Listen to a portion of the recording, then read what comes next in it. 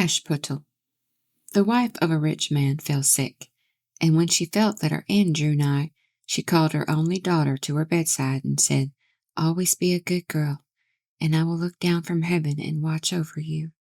Soon afterward she shut her eyes and died, and was buried in the garden, and the little girl went every day to her grave and wept, and was always good and kind to all about her. And the snow fell and spread a beautiful white covering over the grave, but by the time the spring came and the sun had melted it away again, her father had married another wife. This new wife had 2 daughters of her own that she brought home with her. They were fair in face, but foul at heart, and it was now a sorry time for the poor little girl. "What does the good-for-nothing want in the parlor?" said they. "They who would eat bread should first earn it. Away with the kitchen maid." Then they took away her fine clothes, and gave her an old grey frock to put on, and laughed at her, and turned her into the kitchen. There she was forced to do hard work, to rise early before daylight, to bring the water, to make the fire, to cook and to wash. Besides that, the sisters plagued her in all sorts of ways and laughed at her. In the evening, when she was tired, she had no bed to lie down on, but was made to lie by the hearth among the ashes, and as this, of course, made her always dusty and dirty, they called her Ashputtel. It happened once that her father was going to the fair, and asked his wife's daughters what he should bring them. "Fine clothes," said the first. "Pearls and diamonds," cried the second. "Now, child," he said to his own daughter, "what will you have?" "The first twig, dear father, that brushes against your hat when you turn your face to come homewards," said she. Then he brought the first 2 the fine clothes and the pearls and diamonds they asked for, and on his way home, as he rode through a green copse, a hazel twig brushed against him, and almost pushed off his hat. So he broke it off and brought it away, and when he got home, he gave it to his daughter. She took it, went to her mother's grave, and planted it there, and cried so much that it was watered with her tears, and there it grew, and became a fine tree. 3 times every day she went to it and cried, and soon a little bird came and built its nest upon the tree, and talked with her, and watched over her, and brought her whatever she wished for. Now it happened that the king of that land held a feast, which was to last 3 days, and out of those who came to it his son was to choose a bride for himself. Ashputtel's 2 sisters were asked to come, so they called her up and said, "Now comb our hair, brush our shoes, and tie our sashes for us, for we are going to dance at the king's feast." Then she did as she was told, but when all was done, she could not help crying, for she thought to herself she should so have liked to have gone with them to the ball, and at last she begged her mother very hard to let her go. "You, Ashputtel," said she, "you who have nothing to wear, no clothes at all, and who cannot even dance, you want to go to the ball?" And when she kept on begging, she said to her at last, to get rid of her, "I will throw this dishful of peas into the ash heap, and if in 2 hours' time you have picked them all out, you shall go to the feast too." Then she threw the peas down among the ashes, but the little maiden ran out the back door into the garden and cried out, "Hither, hither, through the sky, turtle doves and linnets fly, blackbird thrush and chaffinch gay, hither, hither, haste away, one and all come help me quick, haste ye, pick, pick, pick." Then first came 2 white doves, flying at the kitchen window, next came 2 turtle doves, after them came all the little birds under heaven, chirping and fluttering in, and they flew down into the ashes, and the little doves stooped their heads down and set to work, pick, pick, pick. Then the others began to pick, pick, pick, and among them all they soon picked out all the good grain, and put it into a dish, but left the ashes. Before long the end of the hour of the work was quite done, and all flew out again at the windows. Then Ashputtel brought the dish to her mother, overjoyed at the thought that now she should go to the ball. But the mother said, "No, no, you have no clothes, and you cannot dance, You shall not go." And when Ashputtel begged very hard to go, she said, "If you can in 1 hour's time pick those 2 dishes of peas out of the ashes, you shall go too." And thus she thought she should at least get rid of her. So she shook 2 dishes of peas into the ashes. But the little maiden went out into the garden at the back of the house, and cried out as before, "Hither, hither, through the sky, turtle doves and linnets fly, blackbird, thrush, and chaffinch gay, hither, hither, haste away. One and all, come help me quick, haste ye, pick, pick, pick." Then came first 2 white doves in at the kitchen window. Next came 2 turtle doves, and after them came all the little birds under heaven, chirping and hopping about. And they flew down into the ashes, and the little doves put their heads down and set to work, pick, pick, pick. And then the others began to pick, pick, pick, and they all put the good grain into the dishes, and left all the ashes. Before half an hour's time all was done, and they flew out again. And then Ashputtel took the dishes to her mother, rejoicing to think that she should now go to the ball. But her mother said, "It is all of no use. You cannot go. You have no clothes, and cannot dance, and you would only put us to shame." And off she went with her 2 daughters to the ball. Now, when they were all gone, and nobody left at home, Ashputtel went sorrowfully and sat down under the hazel tree and cried out, "Shake, shake, hazel tree, gold and silver over me." Then her friend the bird flew out of the tree, and brought a gold and silver dress for her, and slippers of spangled silk, and she put them on and followed her sisters to the feast. But they did not know her, and thought it must be some strange princess. She looked so fine and beautiful in her rich clothes that they never once thought of Ashputtel, taking it for granted she was safe at home in the dirt. The king's son soon came up to her, and took her by the hand and danced with her, and no one else, and never left her hand.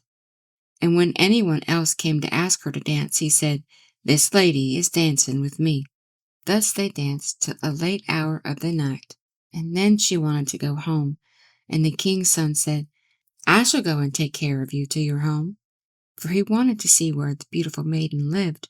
But she slipped away from him unawares, and ran off towards home, and as the prince followed her, she jumped up into the pigeon house and shut the door. Then he waited till her father came home, and told him that the unknown maiden who had been at the feast had hid herself in the pigeon house. But when they had broken open the door and found no one within, and as they came back into the house, Ashputtel was lying, as she always did, in her dirty frock by the ashes, and her dim little lamp was burning in the chimney, for she had run as quickly as she could through the pigeon house and onto the hazel tree, and there taken off her beautiful clothes, and put them beneath the tree, that the bird might carry them away, and had laid down again amid the ashes in her little grey frock. The next day, when the feast was again held, and her father, mother, and sisters were gone, Ashputtel went to the hazel tree and said, "Shake, shake, hazel tree, gold and silver over me." And the bird came and brought a still finer dress than the one she had worn the day before, and when she came into the ball, everyone wondered at her beauty. But the king's son, who was waiting for her, took her by the hand and danced with her. And when anyone asked her to dance, he said as before, "This lady is dancing with me." When night came, she wanted to go home, and the king's son followed her as before, that he might see into what house she went. But she sprang away from him, all at once, into the garden behind her father's house. In this garden stood a fine large pear tree full of ripe fruit, and Ashputtel, not knowing where to hide herself, jumped into it without being seen. Then the king's son lost sight of her, and could not find out where she had gone, but waited till her father came home, and said to him, "The unknown lady who danced with me has slipped away, and I think she must have sprung into the pear tree." The father thought to himself, "Can it be Ashputtel?" So he had an axe brought, and they cut down the tree, but found no one upon it. And when they came back into the kitchen, there lay Ashputtel among the ashes, for she had slipped down the other side of the tree, and carried her beautiful clothes back to the bird at the hazel tree, and then put on her little grey frock. The third day, when the father and mother and sisters were gone, she again went into the garden and said, "Shake, shake, hazel tree, gold and silver over me." Then her kind friend the bird brought her a dress, still finer than the former one, and slippers which were all of gold, so that when she came to the feast no one knew what to say, for wonder at her beauty, and the king's son danced with nobody but her. And when anyone else asked her to dance, he said, "This lady is my partner, sir." When night came, she wanted to go home, and the king's son would go with her, and said to himself, "I will not lose her this time." But however, she again slipped away from him, though in such a hurry that she dropped her left golden slipper upon the stairs. The prince took the shoe, and went the next day to the king his father, and said, "I will take for my wife the lady that this golden slipper fits." Then both sisters were overjoyed to hear it, for they had beautiful feet, and had no doubt that they could wear the golden slipper. The eldest went first into the room where the slipper was, and wanted to try it on, and the mother stood by, but her great toe could not go into it, and the shoe was altogether much too small for her. Then the mother gave her a knife, and said, "Never mind, cut it off. When you are queen, you will not care about toes. You will not want to walk." So the silly girl cut off her great toe, and thus squeezed on the shoe, and went to the king's son. Then he took her for his bride, and set her beside him on his horse, and rode away with her homewards. But on their way home, they had to pass by the hazel tree that Ashputtel had planted, and on the branch sat a little dove singing, "Back again, look at the shoe. This shoe is too small and not made for you. Prince, prince, look again for thy bride, for she is not the true one that sits by thy side." Then the prince got down and looked at her foot, and he saw by the blood that streamed from it what a trick she had played on him. So he turned his horse round and brought the false bride back to her home, and said, "This is not the right bride. Let the other sister try," and put on the slipper. Then she went into the room, and got her foot into the shoe, all but the heel, which was too large, but her mother squeezed it in till the blood came, and took her to the king's son, and he set her as his bride by his side on his horse, and rode away with her. But when they came to the hazel tree, the little bird sat there still, and sang, back again, look at the shoe. The shoe is too small and not made for you. Prince, prince, look again for thy bride, for she's not the true one that sits by thy side." Then he looked down and saw that the blood streamed so much from the shoe that her white stockings were red. So he turned his horse and brought her also back again. "This is not the true bride," he said to the father. "Have you no other daughters?" "No," said he. "There is only little dirty Ashputtel here, the child of my first wife. I'm sure she cannot be the bride."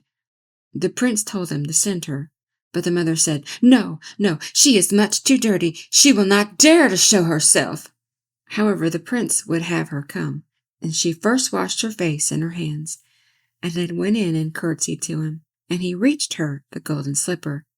Then she took her clumsy shoe off her left foot, and put on the golden slipper, and it fitted her as if it had been made for her. And when he drew near and looked at her face, he knew her, and said, "This is the right bride."